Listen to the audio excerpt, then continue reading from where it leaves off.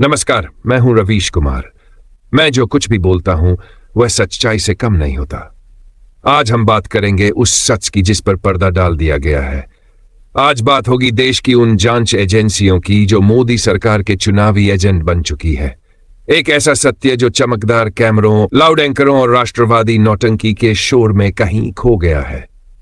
मैंने कभी आपसे नहीं कहा कि इस चैनल को सब्सक्राइब करिए या लाइक करिए या शेयर करिए, क्योंकि मुझे लगता था कि अगर बात में दम है तो लोग खुद ब खुद सुनेंगे। लेकिन आज मैं आपसे कह रहा हूं कि इस वीडियो को अंत तक देखिए। अगर आप मुझे एक सच्चा पत्रकार मानते हैं, अगर आप सच में मानते हैं कि लोकतंत्र में पत्रकारिता की कोई अहमियत बची है, तो इस वीडियो को देखना आपकी जिम्मेदारी है। क्योंकि आज जो बात मैं कहने जा रहा हूं वह सिर्फ एक खबर नहीं है, वह इस देश के वर्तमान और आपके भविष्य से जुड़ी हुई है। प्रधानमंत्री नरेंद्र मोदी के नेतृत्व वाली केंद्र सरकार के कार्यकाल में जिस तरह से भारत की शीर्ष जांच एजेंसियां, प्रवर्तन निदेशालय और केंद्रीय अन्वेषण ब्यूरो (सीबीआई) का प्रयोग एक राजनीतिक हथियार की तरह किया गया है, उसने देश की लोकतांत्रिक व्यवस्था, न्यायिक निष्पक्षता और राजनीतिक असहमति के मूल्यों को गहरे संकट में डाल दिया है। क्योंकि इन संस्थाओं का जो मूल उद्देश्य था, भ्रष्टाचार की जांच, आर्थिक अपराधों पर नियंत्रण और कानून व्यवस्था को बनाए रखना, वह उद्देश्य अब पूरी तरह से राजनीतिक लाभ और विपक्षी दलों को दबाने की मंशा में बदल गया है। जहां ईडी और सीबीआई की कार्रवाइयां इस बात पर निर्भर करने लगी है कि संबंधित व्यक्ति भाजपा का समर्थक है या विरोधी। और जैसे जैसे ये पैटर्न सामने आया है, उसमें देखा गया है कि जो भी नेता या पार्टी मोदी सरकार के खिलाफ मुखर होकर बोलती है, सरकार की नीतियों पर सवाल उठाती है या किसी राज्य में भाजपा के लिए राजनीतिक चुनौती बनती है, उसके खिलाफ ईडी या सीबीआई द्वारा छापेमारी, नोटिस, पूछताछ और यहां तक कि गिरफ्तारी की कार्यवाही शुरू कर दी जाती है। जबकि इसके उलट यदि वही नेता भाजपा में शामिल हो जाए या भाजपा के प्रति नर्म रुख अपनाए, तो उन पर चल रहे वर्षों पुराने गंभीर केस अचानक निष्क्रिय हो जाते हैं या जांच की दिशा ही बदल जाती है। जिससे यह साफ होता है कि इन एजेंसियों की स्वायत्तता सिर्फ कागजों तक सीमित रह गई है और व्यावहारिक रूप से ये संस्थाएं अब सीधे प्रधानमंत्री कार्यालय और केंद्रीय गृह मंत्रालय के अधीन होकर राजनीतिक लक्ष्यों को साधने का माध्यम बन चुकी है।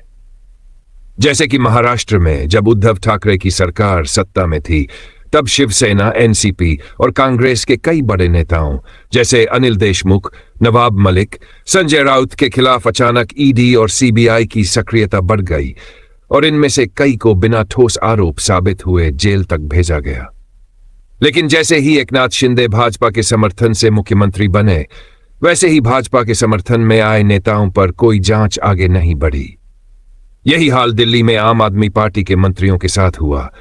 जहां शराब नीति केस में मनीष सिसोदिया को लंबी जेल हो गई, लेकिन एक भी आरोप अब तक अदालत में सिद्ध नहीं हुआ। जबकि भाजपा शासित राज्यों में चल रहे भ्रष्टाचार और घोटाले, चाहे वह छत्तीसगढ़ में चुनाव से पहले हो, पश्चिम बंगाल में टीएमसी नेताओं के खिलाफ कार्रवाइयां हो या बिहार में तेजस्वी यादव और लालू यादव के खिलाफ लगातार चालान और पूछताछ हो, यह सब तब और ज्यादा संदेहास्पद हो जाता है जब भाजपा नेताओं जैसे असम के मुख्यमंत्री हेमंत बिस्वा शर्मा, जो पहले कांग्रेस में रहते हुए घोटालों से घिरे थे, लेकिन भाजपा में आते ही क्लीन चिट जैसा माहौल बना दिया गया, उन पर अब कोई एजेंसी उंगली नहीं उठाती।